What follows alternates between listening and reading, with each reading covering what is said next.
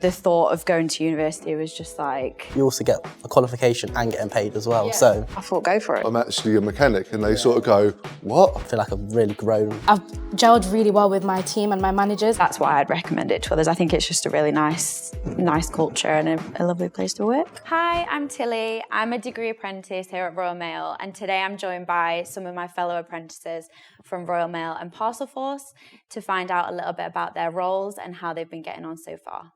Mitch, can you introduce yourself and tell us a little bit about your role? So my name is Mitch. I'm from Chelmsford in Essex. I'm a HGV mechanic apprentice, and I found out about the apprenticeship programme through Indeed. My name is Zamarad Vai Mohammed, and I'm a Chartered Manager Degree Apprentice, and I'm based in Parcel Force Worldwide, Coventry National Hub, and I'm in the Operations Department. Hi, I'm Leo. I work in the sales department up in Farnworth. I'm Nathan, so I'm with Royal Mail through the Finance Graduate Programme, where I'll go through six-month rotations across different functions across the finance. I'm Casey. I'm on a HGV apprenticeship as well in my last year, and I'm working out of Gatwick. Cool. And how did you find out about the role, Kay? I was actually a Postie for 5 years beforehand, so I actually got a little leaflet through the door that said about apprenticeships, which I didn't know about apprenticeships prior. So, yeah, I went for it. Amazing. What about you, Nathan? I found about the role while I was scrolling on TikTok. Oh, cool. Same as me, that was, definitely. That's how I found out about mine, that was. So. What about you? Yeah, same as Nathan. I saw it on TikTok. Saw Amara, the apprentice, above me, and I saw it on TikTok, and I was like, it sounds like a good opportunity. So yeah, went for it. I found out through LinkedIn. I was just scrolling through looking for a job, and it came up and sounded exactly what I wanted to do. Could you, Zamarad, describe a typical day in your role? So I wake up at around 6:45 to 7. Because I'm based in Coventry, I have to drive there. So I get in, and then the first thing I do is obviously sign in, and then I check my emails. And then because I handle missort data, I always get an email in with the missort report. So I go through that, it's a spreadsheet, and clean it all. And then I generate a report for the senior leaders, and that's how my day starts off. And then because I'm based in National Hub, it's an operations floor, so I go out and I shadow one of the managers, because there's 4 different sections in the hub, and then I shadow one, and then that's how my day goes mostly. Yeah. What about you, Leo? Yeah, so I get to the office about 9 o'clock. Same as you, check my emails, then we have like a team meeting, so all of our other sales apprentices that are located around England, and then we go into our campaign, which we're on at the minute, which is like generating leads, like maybe new business at the minute. So doing that through social media, such as TikTok, and also using like LinkedIn, Sales Navigator as well, to generate new business in for Royal Mail. Cool. What about you guys in operations? I start at 7, get in and put my PPE on, so it'll be overalls, steel cap boots, and my eyewear, and then go into the office and get my first job. So, Nathan, what are your main responsibilities in your apprenticeship? I think, as I said, with 6 rotating programmes, while I'm here for 3 years, each programme I can expect my day to look slightly different. I think at the moment, within the pricing team, we work with, funnily enough, sales, so that it would be people like Leo in operations as well, where he's mentioned he'd look at new leads, and then we'd bring in their business and see the type of price that we can generate for them. So I think something that I do really like is that we get to cooperate with other functions within the business, like sales and operations. Yeah. And every day is kind of different, to be honest. It's nice when it's different. Yeah, no, definitely. What about you, Mitch? Well, any day is a different day. If a van's broken down, if a truck's broken down, it's all going to be in a different way. So it's figuring out how that vehicle is broken, or if something needs replacing, it's replacing that as effectively, quickly, but also safely as you can, to make sure that when that vehicle goes back out onto the road, it's keeping its driver and any other people around as safe as they can. Amazing. Sounds like a lot of responsibility. So how do you guys find the split of studying alongside your day job? Anyone? I find it quite good, actually. They do a lot at work time to do some coursework as well, which is very helpful to be able to do it in that space, because sometimes doing it from home is harder. So I've definitely appreciated having that space to do so. But I've found that, there's enough time in the day to be able to get your coursework done for next block time. Yeah. So, way a bit different, to be fair, for me. I have like a set day.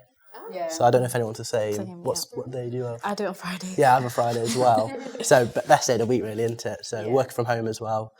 So yeah. It's good, isn't it? Like, I think you can be most of the time you can be quite flexible. Like, I tried to do that one day and then realised I can't concentrate on one thing for a full day, so I split it now. But getting there, it takes a while to get the hang of, but definitely get given the time. I think it also something that I struggled with studying is where I study and work on the same laptop. It's hard when you're studying and you get, say, a Teams message to ignore the Teams message to focus on your studying.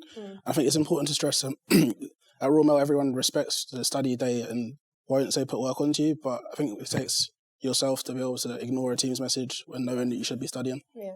Definitely. I know I'm my worst enemy for that. Like, I know all my team respects my time, but if I see a message, I'm like, oh, I need to go reply.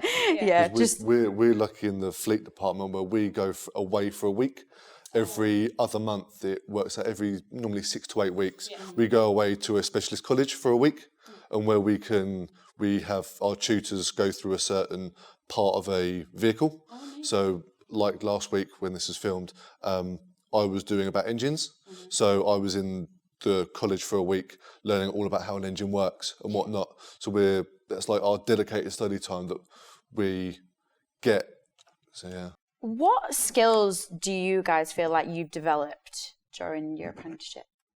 So I'll say with my one, I think Nathan might be a bit saying like that, very analytical.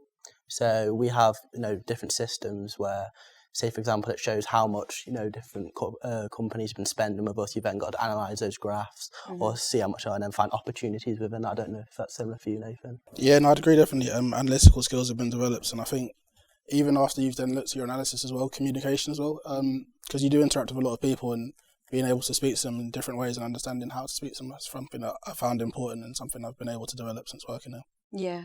What about you, Kate? I think it'd be getting best with time management, because doing the HGV work, every job you get given has a time against it. So it's just sort of being able to attain those time limits. Yeah. It feels good when you do it, when you manage it. Yeah, I think that's a big one probably for all of us, time management. Zamarad, how has the training provided helped you in your role? So if we talk about recently, I've been doing data analysis in my module, and because as an operation manager, you work a lot with data and you want to improve efficiency, but you need to rely on data to make those decisions. So learning about how to analyze data and the processes, it's really helped me in my role as well. So I think it's good because the learning that you do in this Royal Mail apprenticeship, it links with the actual job. So it has helped me really well to make decisions. What about you, Leo? I'd say with us, I have every month I have one-to-ones with my tutor mentor, you could say, who fills in any areas that I need help with. And also in February, we're going down to my learning provider for an overnight stay where we can do 2 days of just courses and like you said, go over the analytical skills and other skills that could benefit you in your role, really. Yeah, amazing. I don't know about you guys, my PDE has helped me with so much, even outside of the degree kind of thing, even just personal, in my job, it's been so good to have someone to sound off, and she's been able to give me that advice that I wouldn't necessarily want to speak to someone in my team about. So I don't know about you, I've found that. No, definitely, yeah. Really helpful as well. So what challenges have you guys faced and how did you overcome them? I'll start with Katie. Challenges.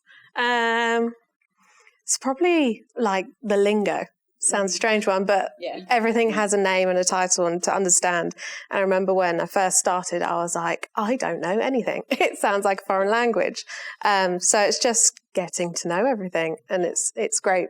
The more you go through it, you sort of have to reflect and be I really have come a long way. Yeah. Yeah, definitely. I can build on that one. The same with my department. One thing everyone's always said, they've got abbreviations for everything. Yeah, and you're I don't know what half these things mean, but over time, you'll slowly come to develop and actually understand what they mean now. So yeah. And then you find one day someone will say something and you'll flick back immediately and you'll come back with a relevant comment. It sounds weird, but you'll go, and then you start having this intellectual conversation. I remember I had quite an early block at college, and the teacher said, "He can tell I know what I'm talking about." And I was like, "Oh, really? Thank you." Like, I didn't realise, that just showed. I was like, "Yeah, it's great." I know, it's funny, isn't it? I feel like the switch happens overnight almost, because for ages, I just felt like, God, I really can't tell what anyone's talking about. And then now, like you say, Mitch, I find myself saying like this corporate jargon. I'm like, wait, what? I've turned into the same. So what about rewards? What do you find most rewarding about your apprenticeship? I think, to be fair, like everyone said, when it clicks at something you didn't initially understand, then you do understand. I think that's very self-rewarding in itself, that you feel that you understand something. And I guess linking it back to the challenge question, even looking at what a challenge has been, for most of us coming into this, it would have been our first, I guess, like formal jobs. So it's easy to overlook the fact that was a challenge coming from, I guess, education or whatever into working is quite challenging in itself. Yeah. And it's quite rewarding that I guess we're all doing not too bad for ourselves. It's interesting that you say that, because it was the other way around for me. So I had about a 10-year gap in between school and picking this up, and I found it really daunting, the idea of going back into education, because I didn't have a great time. But because it was something that I actually was really passionate about, I thought, go for it. And it's been amazing to put a good experience on top of it. I was in the same boat, to be fair. I didn't have quite as big of a break, but like I finished my A-levels during COVID, so the thought of going to university was just like, no way. Too much, yeah. That defeats the whole object. Like, I'm not going to be able to have the fun side. So I kind of had like a 2-year break, and then the idea of going back into education was so daunting, but at the same time, like, I wanted a qualification. Yeah. And I feel like I'm so glad that apprenticeships are a growing thing, because without this opportunity, like, I don't really know what I would have done, because, it's like the perfect. Opens a lot of doors. Ground. Yeah, definitely. And you also get a qualification and getting paid as well. Yeah. So you can't complain about that, really, can you? So I think for me, because I'm in operations, being a woman and also quite young, I think that's been one of the challenges. But because I'm going to link that to the rewards, is that one day one of the operatives, they said to me that they've missed me because I was in a different section. And I think, although it sounds like really small, but that comment really made me emotional, because it felt like I'm actually fitting in now. Yeah. And because I did have struggles in like the beginning of settling in, like you said, it's the first job. So I think that comment really made me it made me feel successful, that yes, now fitting into an environment that may be not usual for me. So yeah. You're part of a team. Yeah, you're part of it.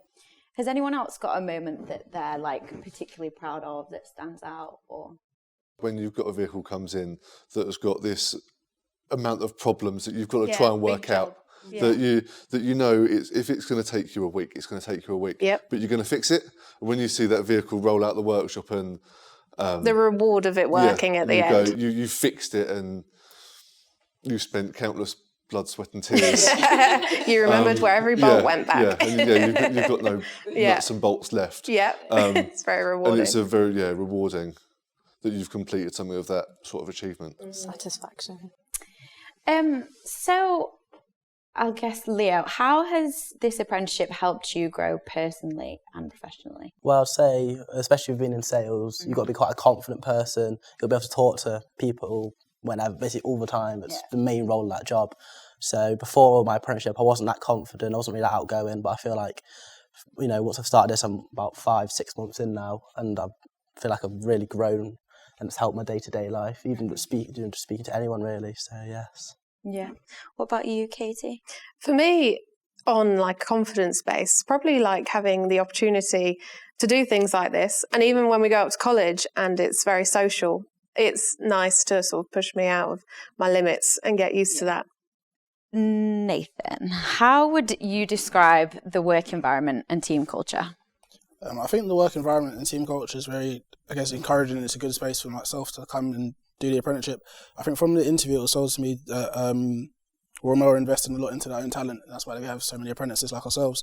I think it was really good for me to then come in and see that the investment actually being demonstrated every day. Like there's people who will take time to help me with certain things and people who do such forth. So I think it's good to see that come into life. If that makes sense.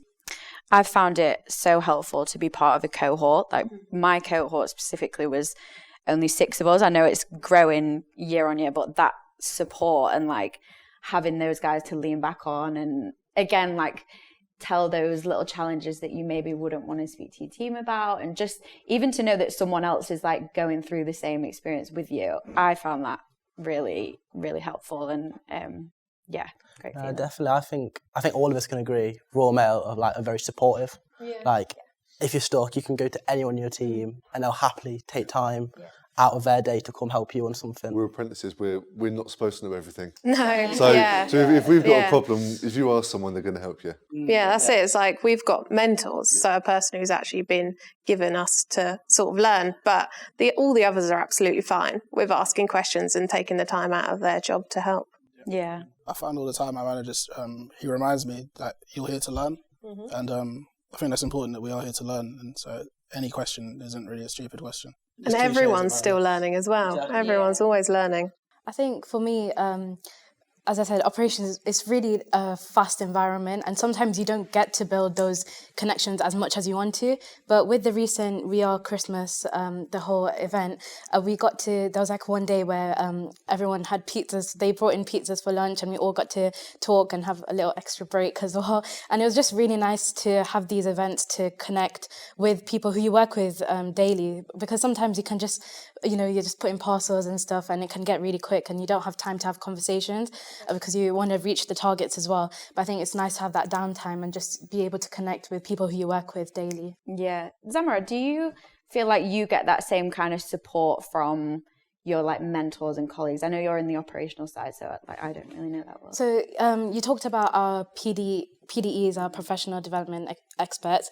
They're always catching up with us in our one-to-ones, and they're really supportive. And as you said, it's not just always about learning. Sometimes they help you with like whatever you want to personally grow in.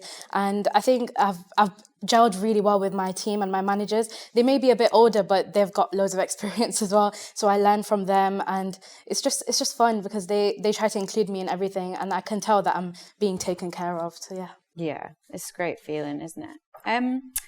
Mitch, how do you see this apprenticeship influencing your future career? I enjoy what I do when I'm at work. I wake up in the morning, it's going to sound weird, but I wake up in the morning and I'm like, I go to work and I'm enjoying it. I'm a very social person anyway. So I enjoy being in that workshop scenario where we all know each other really well. Opens a lot of doors, doesn't it? Yeah. Really?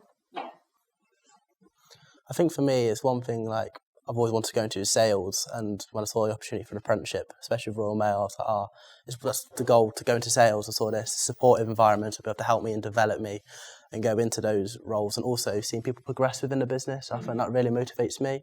Yeah. So seeing that they were once an apprentice, they've now gone step, it's really motivated me. Yeah, I think that's a great thing as well. Like I work from home a lot of the time, but even coming in the office, and we work quite cross-functionally in HR as well, seeing those like different pathways and jobs that I didn't even know exist. Like it's great to the amount of people you meet where you think, oh, actually, like I might be interested in that.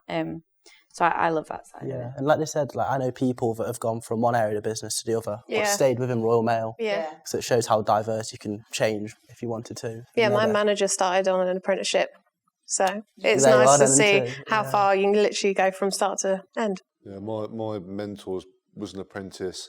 He's been in the business 18 years. He's worked his way all the way up to a manager. So he had an apprenticeship 18 years ago, then was a supervisor, then was a manager. And just to see that sort of progression in a relatively short space of time is quite promising. I'm hoping for my future development. Yeah, I think it's great to see as well. I mean, I'm extra exposed to it in the talent space, but our scholar apprentices, like to know that if later on in my career I wanted to change avenue, do something different, that there is this support to have the training there to. It's never too late, really, is it? Never too late to learn something new. So, what are your career goals, Katie, after completing your apprenticeship? I fully just love it. So carry on with it and learn more. I know there's things like Master Tech, so you can do specialise in, let's say, electrics, for example. I'm looking forward to, again, they also provide more training, even once you're qualified. So I think they're going to show us EV training, which will be great, and things like forklift driving. So yeah, just excited for what it can still come, even at the end of the apprenticeship. Amazing. Leo, why would you recommend this apprenticeship to others? So obviously I would recommend this because I think, like I said, the supportive environment, which, like you said, all of us can agree on. Also, you get paid, well, you get a qualification, which is also a bonus. And also Royal Mail's like a massive company. Everywhere you look, you see your Postie, you see your post boxes. It's such a recognisable brand. It's been going for 500 plus years now, so definitely. Yeah. What about you, Mitch? Yeah, I'm going to go on what Leo said. It's such a recognisable brand. When I finish work and I go to get my dinner from the shops, and someone calls me, "Hi, Mr. Postie." I go, just because I'm in my Royal Mail gear, and I go, "Oh no, I'm actually a mechanic," and they sort of go, "What?" Yeah. Because there's so much more to Royal Mail than just your posties. There's all of us apprentices. Yeah. Which you don't think about when you're on the outside. I remember being on the outside and I thought, red is posties, not red is the mechanics as well. No, yeah, completely agree. I think the size of the business is a massive aspect in the other benefits that brings, and all the channels you can go down, all the people you meet. And personally, I feel like everyone that I've come across in the role has been great, and I've not really had any bad experiences with people. Found everyone really friendly and supportive. So that's why I'd recommend it to others. I think it's just a really nice culture and a lovely place to work. I think Royal Mail, you can be truly who you are, so you can be authentic.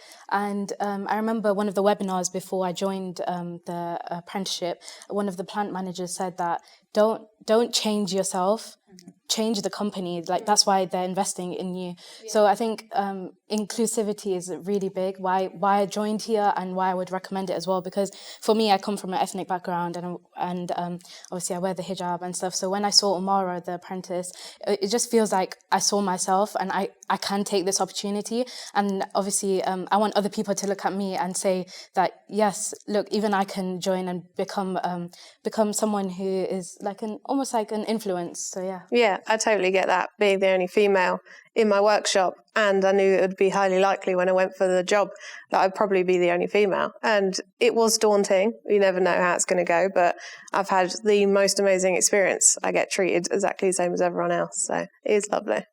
That is very good to hear. Nathan, what's one piece of advice that you'd give to your past self before starting this apprenticeship?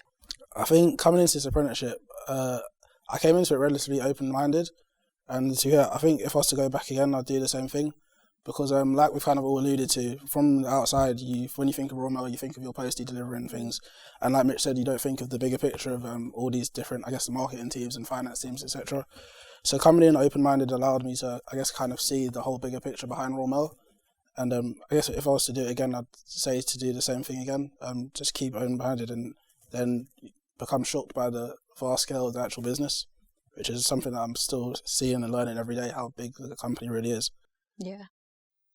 I think me personally, if I could give myself one piece of advice, I would probably just to say in my application, which I feel like I did, to be fair, and I feel like which is why I did well in the application, is just to be yourself in the interview and show up as yourself, because I think it was quite daunting. I had a shared interview not a shared interview, it was like a collective process type thing. So when I joined the Teams call and I could see 100 people on the call, I was thinking, oh my God, there's no chance that the odds. I'm going to get it. But I feel like being just genuine and just going for it, giving it my best shot kind of thing, served me well. So I'd probably just do that again, and don't be afraid to apply as well. I know not even just degree apprenticeships, all apprenticeships are quite competitive now, and I feel like people may be put off by thinking, oh, there's no chance everyone's going for it. But you've got to be in it to win it. Yeah, you do. I remember someone told me the odds. It was like something about 1 in 100, and I was like, blimey. Yeah. Like, those odds aren't great. And then you get it and you go, I'm that one. Already I'm the chosen one. Leo, what about you? What's the piece of advice you give? I'd say for me, no, like Nathan said to begin with, no question's a silly question. Like, as stupid as it might sound, once you ask someone and they give you the answer, it's going to actually make a lot more sense to you, and it could even benefit you in your day-to-day job and stuff like that. So yeah. Amazing. Well, I think that's everything, guys. Thank you for coming today. It's been great. Thank you. Thank you. If you're interested in applying for an apprenticeship with Royal Mail or Parcel Force, follow us on social media or check out our careers website.